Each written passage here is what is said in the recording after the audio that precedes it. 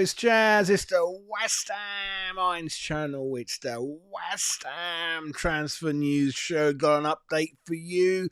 Similar excitement to Max Kilman because it's fairly genuine. It's all out there from the usual ever reliable sources, including on this one Fabrizio Romano, ex-employee, put this name out there a while ago, so well done, Mr. X. And again, this news is where the deal is moving along quite nicely, shall I say, towards the end stages, the latter stages, really. So this is not really a vague rumor where we haven't even put the feelers out, we haven't even put a bid in, we're just asking a few questions. This is actually moving along and has moved along quite a lot. So we are talking about, have a look there. If your eyesight's big enough, well, I can make it a bit bigger for you, you naughty people. How's that? How's that? Hey, how's that?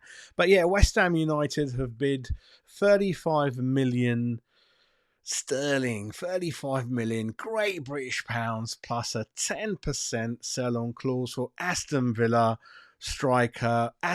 Colombian striker, which they only signed last season for about 10-15 million from MLS. He's Colombian. He's only literally 20 years old, going to be 21 this December. It's John Duran. So a lot of people don't know a lot about him because he's always on the bench because of Ollie Watkins. But when he comes on, he does more than enough, really. That is the shocking for me. The fee obviously is like, who, what, how much? It's what everyone's thinking. But the more you dig into it, obviously 2021, very, very young age. You can already see the model West Ham are building here, and it probably is a Red Bull model, everyone, at last. When you look at kind of Kudos, you look at the Brazilian kid, you look at this guy's age, and then you got the mixture with the people in the peak or coming to the peak already. So nice mix of 27, 26, 20-year-olds along with the 18, 19, 20, 21. So no more 30-year-olds, that kind of thing. So really, really exciting. Why have we bid so much for him? He's one of four we're looking at, I think. I think El Nezri we're still looking at. We're looking at a Met striker from Georgia we'll talk about a little bit later on. So we've got a list of 3, 4. And like I mentioned, we're moving very, very quickly. We're moving very, very nicely, all in the same direction. Sullivan and Lopetegui, they're all on the same page. You've got Sullivan's blessing, and things are happening. Things are being made. Things are being tried. You see what I mean?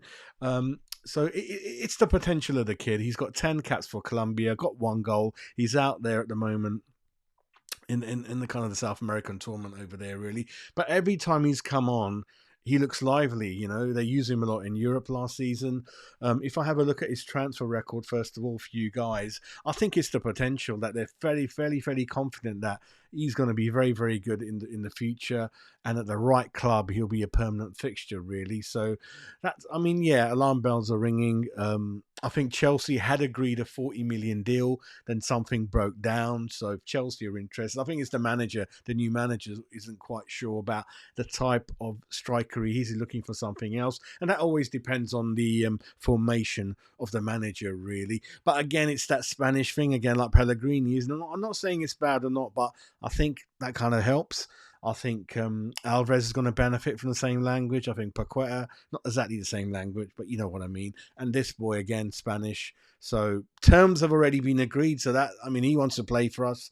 He obviously likes the manager's plans, whatever we sold him, really. But transfer history, everyone, from Chicago to Villa, 16 million euros. Before that, he was obviously signed from Colombia to the US.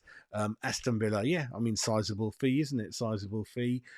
Interesting enough, when they paid 16 million euros last year, he was only valued at 6 million euros. So bit of a gamble by Villa, but they're gonna make more than nearly double their money back. You know, this website values him at 20 million euros. So not always accurate, but interesting, really. In terms of kind of stats, everyone, if I look at all the seasons last season, so for Aston Villa, 23 matches in the league, which is a sizable amount, although a lot of those are substitute. 5 goals, 5 in 23.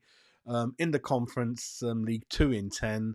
8 in 27 MLS. I think, again, very, very early for him. He's only 20, 21, 19, 20 when he signed for Villa. I trust the scouts. I trust Tim Stighton's judgment. I trust Lopetegui, what he's doing. So I'm again all up for it. I'm all up for it. We needed a strike for a very, very long time, and I think it's good we're trying to kind of go for it, give him confidence, and kind of have a belief in this player. Really, the other boy on the list is Broja. Broja, 2 years ago, absolutely amazing talent, great potential there. Since then, a couple of very, very serious injuries. Don't know what's going to happen with him. I wouldn't even put past West Ham bringing this boy from Villa in, or another one permanently for this amount of money than bringing one in on loan. That's what we need. We need a competition. We need to use a loan market much more than kind of we did under David Moyes. But one thing I can more or less say with confidence is things are happening. Things are happening, and they will continue to happen in this kind of window.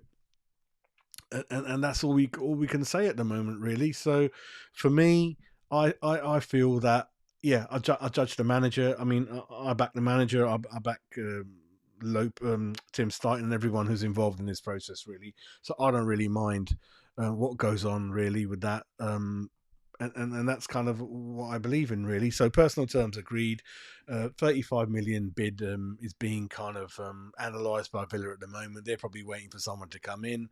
But with this manager, he wants the main players in very, very quickly. They're in Austria at the moment training. So this is a good thing where I don't think the club hopefully no longer will stretch this deal over the whole window trying to save 1 or 2, 3 million. It's very important that we get the deal done.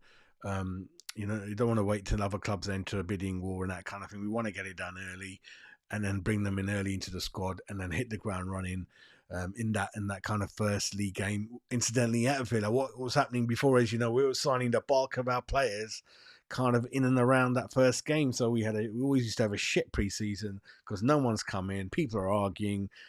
Fans are having to go at Sullivan's having to go at the manager and talks, but all that shit used to happen every single year. So we used to use the first 6 league games as training, catching up, trying to get fit.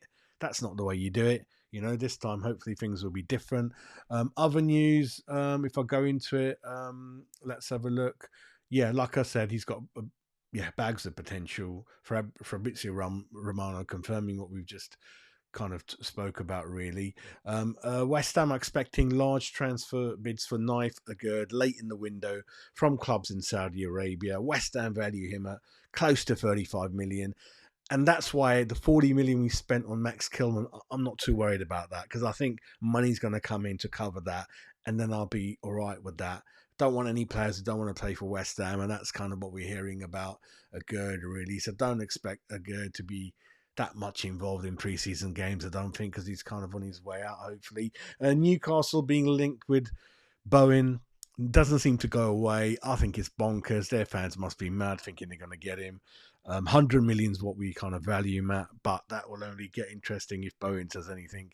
As far as I know, Newcastle are not in Europe either, so I can't see that happening. But you're always going to get these kind of silly rumours, really. Another kind of target and the name is one that we pushed for in January, certainly on a loan deal. It didn't happen.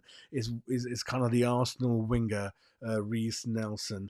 I'm not sure about him because he gave very negative feedback to West Ham in terms of I don't want to go there. So the guy doesn't hardly play, and then he says that you don't want to go to West Ham. So don't really like that kind of feedback. Hopefully it wasn't that true what I'm thinking, but that puts me off a bit. We'll see what happens. Again, it's all about potential. He can play up front, fairly fast player. And teams like Villa and Arsenal want to spend big. They're constrained by financial fair play. So for anyone in and around the fringes, they're happy to get rid of them. And on the back of that, you probably heard that they value Nketiah at 50 million. Absolute joke, really. Another striker being linked, everyone, is the Met striker Georges Mikutadze. Is it? He's playing he played at the Euros tournament. They value him at 25 million. Again, West Ham have got a lot of few little players on their list. If one doesn't go in, next one they go to, but hopefully they'll move quickly through the list, not just get the whole window wasted by one player who's just pulling their leg, really. He can play across the front three, bagged 13 goals last year in the French league. And yeah, he played for Georgia. And Metz has been relegated, so he's definitely up for grabs. And again, don't be surprised. Like I said, you get one more centre back in, get two strikers in, not one. One slightly more expensive, one on a loan, or slightly cheaper, really. Those, I think, are the main news. Down swap with Walker Peters. I believe that's still going on in the background. Yeah, little bits and pieces have got to be agreed. And like I said, we generally need improving all around the squad, all the positions. And so we'll see what happens. But yeah, this certainly seems to be getting very, very stronger, very, very interesting.